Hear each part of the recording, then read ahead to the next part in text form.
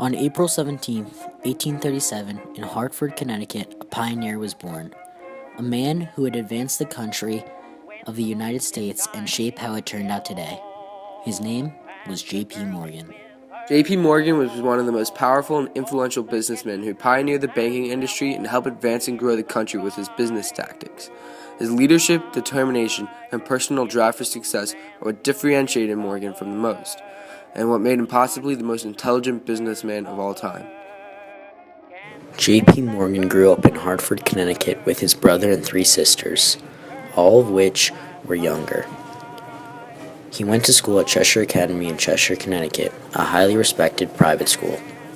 It was there where J.P. Morgan showed great leadership qualities that impressed his father.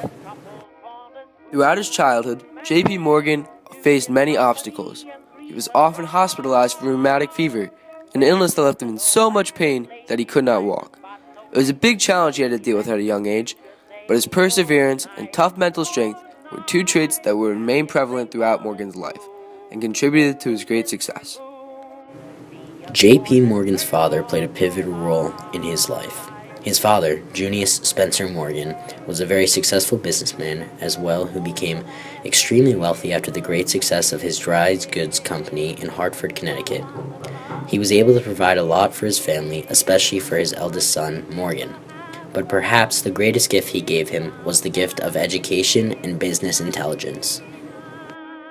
He raised his son Pierpont with a great deal of love, but also a great deal of discipline. Junius Spencer Morgan expected that his son would follow in his footsteps and succeed in the business world. In 1854, life changed dramatically for Morgan and his family when his father decided to partner with a London bank firm. His father made the executive decision to move the whole family to England to comply with his new business plans. This decision was indeed a smart one for Junius Morgan. He had become one of the wealthiest bankers of all time. However, J.P. Morgan wouldn't stay in England long, as he attended college at Göttingen University located in Germany, where he showed a great aptitude for mathematics. But after his first year in college, at the age of 20, J.P. Morgan's father arranged for him to sail back to New York City and work at a banking exchange. J.P. Morgan took the job and left his family completely behind. J.P. Morgan was headed for new roads and new life. His tenacious and excellent attitude inspired many, including his partner-to-be, Anthony Drexel. He started his new firm, J.P. Morgan & Company. J.P. Morgan applied the business tactics he learned at college and from his father. This paid dividends to the success of his new company. With hard work and perseverance, J.P. Morgan & Company has been propelled to the top of the banking industry. Morgan was not simply just satisfied with his early success. He wanted more to advance the country technologically. He decided to invest his profits into young inventors with new cutting-edge ideas. One of the more commonly known inventors would be Thomas Edison, the man who created the light bulb. Morgan saw a lot of raw potential in Edison, especially after his new highly demanded product. But many don't know that Morgan actually provided Edison and his company with a tremendous amount of financial aid. Morgan bailed Edison out of bankruptcy on multiple occasions and even provided funding for Edison and his company. In exchange for Morgan's generosity, Edison gave Morgan part of the company, so both of them profited when the company became extremely successful. This company was General Electric's, a company worth close to $260 billion today. It is also headquartered in Fairfield, Connecticut. Although Morgan did profit greatly from Edison and General Electric, Morgan's main acquisition was the purchase of U.S. Steel. In 1901, Morgan bought U.S. Steel for $500 million from Andrew Carnegie. It became the largest enterprise ever created, and today, U.S. Steel is worth a little over $4 billion. Due to the great success of J.P. Morgan's investments, purchases, and his own company, J.P. Morgan had become one of the wealthiest men in the entire world. This money gave Morgan great power and influence over most of the country. In fact, he was so powerful that the United States government turned to Morgan's bank for economic aid twice in 12 years. Once with the Depression of 1895, and the other being the economic crisis of 1907. Although many Americans viewed Morgan as a national hero, he also attracted a lot of criticism and scrutiny.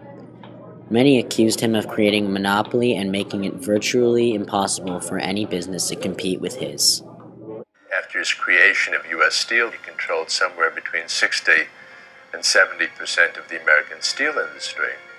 He controlled a third of American railways at a time when railway stocks comprised 60% of all the stocks on the New York Stock Exchange. So the American public could be forgiven for imagining that Mr. J. Pierpont Morgan owned the United States. In fact, J.P. Morgan's businesses had become so powerful and successful that the U.S. government tried to enforce laws from creating such dominance within a particular industry. However, this didn't really affect Morgan's businesses too much, as they were still profitable, just a little bit more restricted.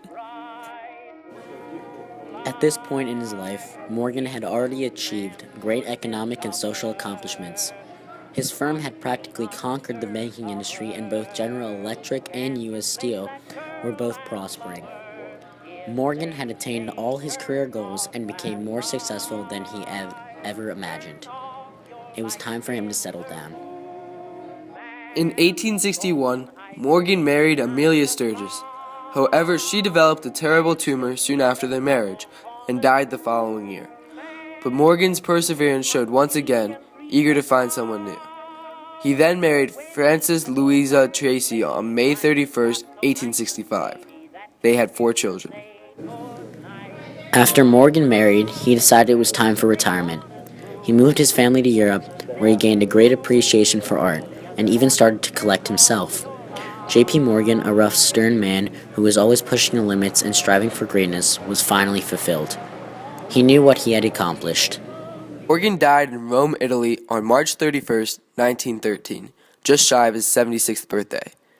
Flags on Wall Street flew at half-staff, and the stock market closed for 2 hours when his body passed through New York. His remains were interred at Cedar Hill Cemetery in his birthplace, Hartford, Connecticut. The Pierpont Morgan Library, opened to the public in 1924, stands as a beautiful monument to the awesome power that one man was able to amass in the course of a lifetime. In a way, Pierpont Morgan is our Napoleon. We're fascinated by him. We're fascinated by his sense of control over his environment. We're fascinated by his successes. We're even more fascinated by his failures. At the time of his death, Morgan was estimated to be worth about $68 million himself. His business, J.P. Morgan Chase, which he left for his son, J.P. Morgan Jr., was worth over $2 billion. And lastly, his incredible art collection, which was later donated to the Metropolitan Museum of Art, was worth over $50 million. He truly was a remarkable man. J.P. Morgan was perhaps the greatest banker the world has ever seen. He contributed so much to the country, both through his business tactics and through his involvement in companies like General Electric and U.S. Steel. But J.P. Morgan always put the country first. He embraced the American ideals of freedom of opportunity and having the ability to be as successful as you want to be.